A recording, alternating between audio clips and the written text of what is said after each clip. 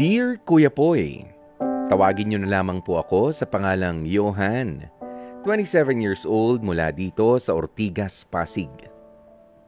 May jowa po ako at ang totoo po niyan, nakukitan po ako sa girlfriend kong si Jessa. Kasi pet lover siya. Meron po siyang 4 na dogs. At yung names na ibinigay niya sa mga alaga niya ay hindi pang dog name talaga. Ito sila ang names ng mga dogs nitong si Jessa. Jolo, Xavier, Cyrus, ang mga name nila, Kuya Poy. At napasabi pa nga ako na ang unique naman ng ibinigay niyang dog names. Kumbaga, parang tao talaga sila. But eventually, nagtaka na ako kung bakit nga ba Cyrus ang ipinangalan niya sa isang alagang hayop nito. At doon ko nga na-realize dahil parehas din kasi ito ng pangalan ng ex-jowa niya. Nagbiro pa nga ako, Kuya Poy. Mukhang pinangalan mo ang mga dogs mo sa mga exes mo ah. Wala siyang sinagot, pero ngumiti lang. At itong buwan nga lang na to, 8 months sa rin namin, Kuya Poy, ay niregaluhan ko si Jessa ng isang puppy. Kasi nagpaparinig siya na gusto daw niya ng new puppy, yung nakita namin sa isang shop na nadaanan namin. Pinangalanan niya yung puppy na Achu. Kuya Poy, childhood nickname ko ang Achu. Gustong-gusto daw niya yung name na yon. Pero hindi naman yun ang tawag niya sa akin. Masaya pa ako noon kasi naisip niya yung nickname ko. But at the back of my mind, nag-aalala ako. Pinapangalanan niya ang mga dogs niya ng names ng mga exes niya. So nagbalik sa akin yung mga pangalan.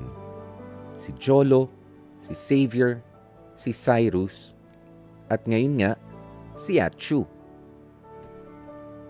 Palayaw ko yun nung bata ako.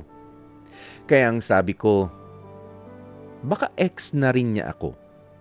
Hindi ko lang alam.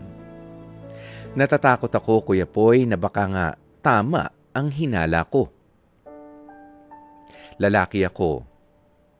Pero tama nga ang instinct ko. After a few weeks, blinak at ginost na ako ng girlfriend kong si Jessa. Noong mga panahon na yon, nakaplano na pala. Naiwanan niya ako at isama na sa listahan para gawing ex-boyfriend niya. Kaya ginamit niya na ang name ko para sa iniregalo ko mismong bago niyang alagang aso. Alam mo, Kuya Poy, hindi ako nakapagpigil. Binabawi ko sa kanya yung puppy na regalo ko. Pero ayaw niyang ibigay kahit na nasa akin pa ang mga papel ni Puppy. Dahil ako naman talaga ang bumili for our 8th anniversary. Pero yun ang masakit.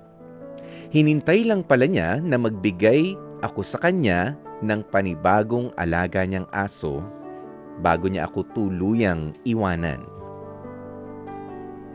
Hindi ko lubos maisip, Kuya Poy, kung dapat ko pa nga ba talagang ipadala sa inyong programa ang kwentong ito dahil baka isipin ng iba ay mababaw lang at walang sustansya ang kwento ko, pero sa totoo po kasi nasasaktan talaga ako sa ginawa sa akin ng girlfriend ko.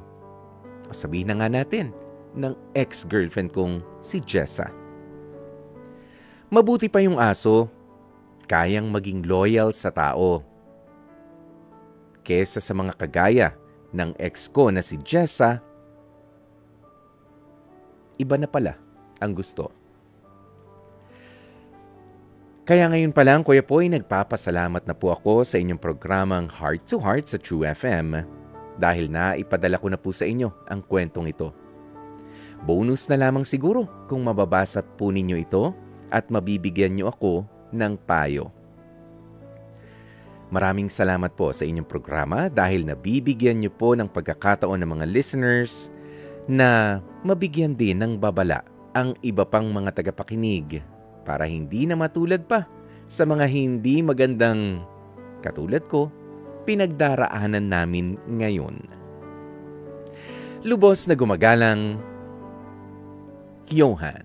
Napakinggan nga po natin kanina ang kwentong ipinadala nitong ating letter sender na si Johan. At sabi nga ni Johan, hindi ko po alam kung papansinin ninyo itong letter na ipadadala ko sa inyo. No? But of course, alam mo wala naman tayong pinipili dito. O kahit na sa tingin mo ay maliit, alam mo meron tayong mga leksyon na makukuha sa bawat mga kwento na ginawa sa inyo o ginawa mo sa partner mo.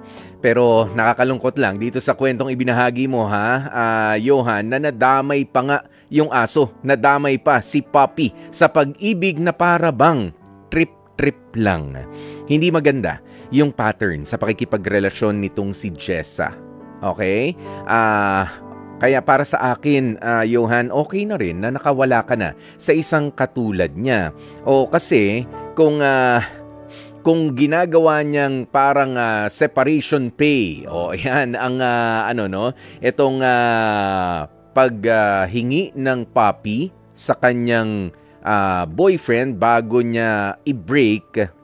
Ano to? Kung anong makahiligan mo, papabili mo muna and then break na tayo. Naka-block ka na, hindi ka na makaka-contact sa akin. Sa totoo lang, hindi naman din po hindi rin mura ang halaga ng mga puppy, lalo na kung yan nga po yung mga may lahi pa. Pero mas malaking punto naman dito, yung kawalan ng respeto sa pangalan ng mga taong nakarelasyon. Sa tingin ko, sa opinion ko, napaka-immature na pagharap sa mundo ang meron itong girlfriend mo na si Jessa. I have nothing against sa mga pet lovers dahil ako rin naman mahilig din ako sa pet. Meron akong mga dogs, meron din kaming pusa, meron akong mga lovebirds na inaalagaan, meron din akong aquarium na nandyan. Diba? Nag-alaga rin ako, si Kuya Poy ng mga hamster noon, mga guinea pig, ay inalagaan ko po yan. Pero I have nothing against sa mga pet lovers, sa kung ano man ang ipapangalan nyo dyan. Okay lang siguro minsan, maipapangalan natin yung pinaka namimiss mo o pinaka kinaasaran mong ex, pero yung pattern na lahat na nagiging ex mo, ginagawa mong pangalan doon sa mga dogs o sa mga kung ano mga hayop na meron ka, nakukunin mo sa kanila, parang may something doon. Parang may mali doon. Especially doon nga sa pagdating sa respeto na ibinigay o kahit sa mga nicknames sa mga tao. Totoong tao. Alam nyo, kung gagawin ninyong excuse, yung pet lover ako sa kanya ko ipinangalan dahil remembrance yan sa kanya. Kung gagawin nyo yung excuse to avoid people, diba? And to avoid building real relationships. Lalo na nga sa mga tao po talaga, hindi yan magiging healthy in the long run. Yes, nandyan ang ating mga pet para tayo ay pasahin. Therapeutic nga yan, para doon sa iba. At syempre, iba rin yung saya na naibibigay sa atin ng mga favorite pet natin kapag uuwi na tayo galing sa bahay. Pero kung gagamitin nyo po yan dahil, unang-una, yung iba dahil uso, magpapabili. Yan. Mayroon mga friends niya, may mga pictures sila, diadala pa nila sa mall, ganyan-ganyan. Pero hindi mo naman pala kayang i-maintain. 'Di ba?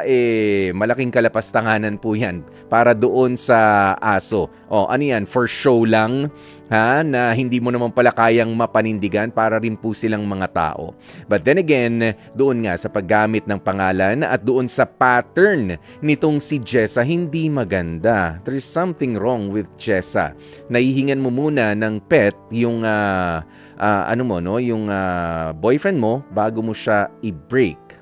Hindi maganda yon. I hope kung magkaroon ka, Johan, ng pagkakataon na makausap itong si Jessa, tigilan niya na yun. Yung pagpapangalan ng mga ng mga aso sa mga totoong tao na naging ex niya. Okay? Yun na lang. Yun na lang. Kung wala nang balikan, mas mainam nga. Ayan, pero wag sana. Kawalan kasi ng respeto yan sa isang dating nakarelasyon. Yun lang. Okay? At syempre, dyan na nga po natin tatapusin ang ating Dear Kuya Poy. Mga kapatid, dito tayo sa totoo. Dito na tayo sa True FM. Mag-subscribe at mag-follow na sa social media accounts at True Network PH sa FB, Instagram, X na dating Twitter, YouTube, TikTok, and podcasts.